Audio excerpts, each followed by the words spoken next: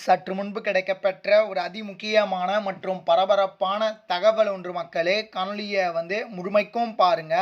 அதிமுக தேர்தலில் வெற்றி வெளியான ஒரு பரபரப்பான ஒரு சர்வேவை பற்றி தான் அந்த காணொலியில் பார்க்க போகிறோம்.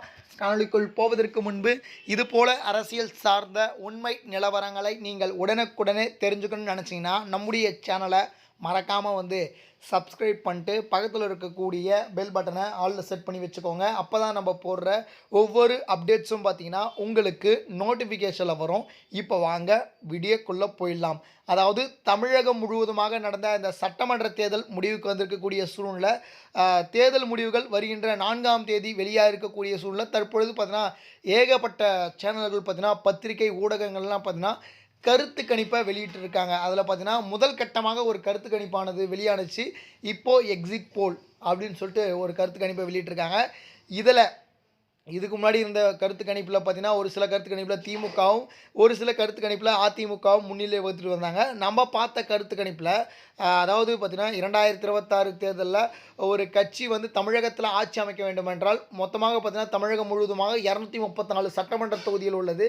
இதில் குறைஞ்சபட்சம் 118 தொகுதிகளை கூட்டணியாகவும் சரி இல்லை தனிச்சையாகவும் சரி வென்றால் அந்த கட்சி தமிழகத்தில் ஆட்சி அமைக்க முடியும். அந்த வகையில் தற்பொழுது பார்த்தீங்கன்னா அதிமுகவிற்கும் திமுகவுக்கும் பார்த்தீங்கன்னா இந்த தடவை கடுமையான போட்டி இருப்பதற்கான வாய்ப்பு இருப்பதாகவும், அது மட்டும் இல்லாமல் தாவேக்கா வந்ததுனால பார்த்தீங்கன்னா வாக்குகள்லாம் சிதைந்திருப்பதாக தற்பொழுது தகவலானது நமக்கு கிடைக்கப்பட்டிருக்கு. அதனால் பல்வேறு மாற்றங்களை இந்த தேர்தலில் நம்ம எதிர்பார்க்கலாம் அப்படின்ற தகவல் கிடைக்கப்பட்டிருக்கு.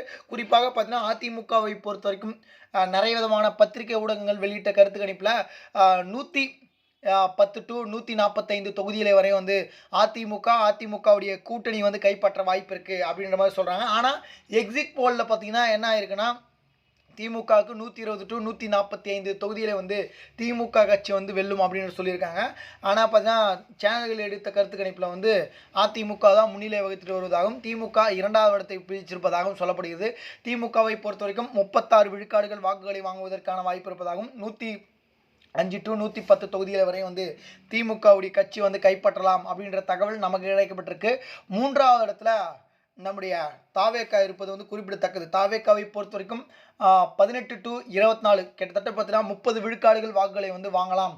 அதாவது 24 தொகுதிகள் வரை விஜய் அவர்கள் கைப்பற்ற வாய்ப்பு இருக்குது அப்படின்ற மாதிரியான தகவல் தற்பொழுது நமக்கு கிடைக்கப்பட்டிருக்கு.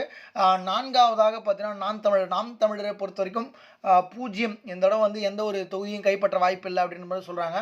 ஆனால் ஒரு சிலர் கருத்து கணிப்பில் 2 தொகுதிகள் வரை நாம் தமிழர் கட்சி கைப்பற்ற வாய்ப்பு இருக்குது அப்படின்ற மாதிரியும் சொல்கிறாங்க. அதனால் பொறுத்திருந்து பார்ப்போம். இந்த 2026 தேர்தல் ஒரு மிகப்பெரிய ஒரு தேர்தலாகவும் அமைவதற்கான வாய்ப்பு இருக்குது. யார் வெற்றி பெற போகிறாங்க, யார் தமிழகத்தில் ஆட்சி அமைக்க போகிறாங்க அப்படின்னு சொல்லிட்டு நம்ம பொறுத்திருந்து தான் பார்க்க வேண்டும். இது போல் சுவாரஸ்யமான அரசியல் உண்மை நிலவரங்களை நீங்கள் உடனுக்குடனே தெரிஞ்சுக்கணும்னு நினச்சிங்கன்னா நம்முடைய சேனலை மறக்காமல் சப்ஸ்கிரைப் பண்ணிட்டு பக்கத்தில் இருக்கக்கூடிய பெல் பட்டனை ஆலில் செட் பண்ணி வச்சுக்கோங்க. அப்போ தான் நம்ம போடுற ஒவ்வொரு அப்டேட்ஸும் பார்த்திங்கன்னா உங்களுக்கு நோட்டிஃபிகேஷனில் வரும். நன்றி மக்களே.